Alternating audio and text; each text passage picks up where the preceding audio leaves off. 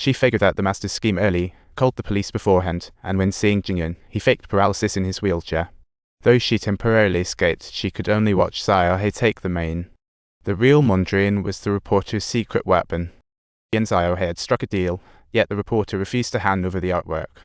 Driving off in style, Morgan appeared, holding the genuine Mondrian. What's happening? Xiaohei and Morgan used his old tricks to trouble the reporter to avoid future problems. Xiaobai seized the chance to swap the artwork. Xiaohei's plan was perfect. Their wallets would soon thin out again. Let's watch how this world-class scam team works. They set their sights on a Swiss billionaire from Forbes' top 50, whose only hobby was collecting antique banknotes. He's a Guinness record holder. Recently, Labai heard a billionaire was after a $100 M banknote, determined to get it at any cost. The group forged a copy to sell him. To make it hard to tell real from fake, they found the granny. Danny, with his star spear, visited her. Posing as insurance agents for valuables, the old lady was unaware her collection was priceless. She let outsiders take photos freely, then Xiaohei's group found a top forger who'd copy anything if paid well. Danny whipped out a wad of cash, and they quickly reached an agreement. Now all they had to do was let the billionaire in on the banknote's whereabouts. Xiaohei got wind that the billionaire would be visiting a shareholder this afternoon, so they decided to seize the opportunity. Before the wealthy tycoon's arrival, Danny and Chan Malspia disguised themselves as police officers and began to deceive, leaving the boss with no option but to meekly comply.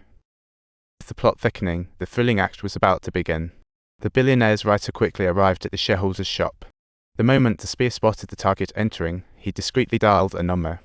Danny pretended to answer, claiming that the 100 million banknote had been located.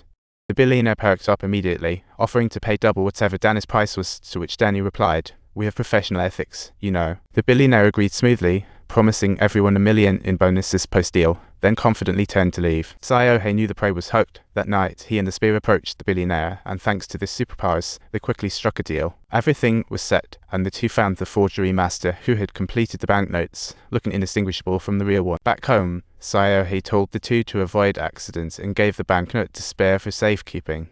With a solid plan, they went to the billionaire's villa, but upon arrival, Spear found the banknote missing.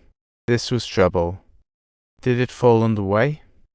They retraced the steps, but even back at the bar, there was no sign of the banknote. Frustrated, Xiaohei berated them. "You're utterly useless. Master scammers getting caught in rookie mistakes." The spear, insulted, fought Xiaohei and was unsurprisingly expelled. Venting his frustrations at home, the spear soon concocted a brilliant plan. The old lady clearly had no idea about the true value of the banknote. He could leverage her, first calling the billionaire to say there was a hiccup tonight. "I'll definitely deliver the banknote by noon tomorrow." This sly fellow was scheming from both sides. The next day, he donned his entire fortune and once more approached the granny, this time as an insurance agent. "We accidentally damaged your treasure during a check last time. We're offering a 5 million compensation," he said. The old lady duped signed the document. The spear thought this was it time to drop the facade.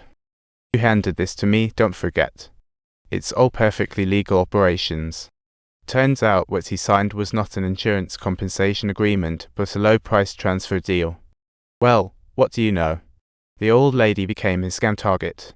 He then approached the billionaire, who scrutinized the banknote carefully. After confirming its authenticity with a drop of chemical reagent, the billionaire promptly handed over 200 million in. Excited, the spear opened the box only to find a photo and a brick inside. He quickly returned to the billionaire's suite, only to find it empty. Realizing something was off, he went back to find the old lady, but at her place were a couple of young folks.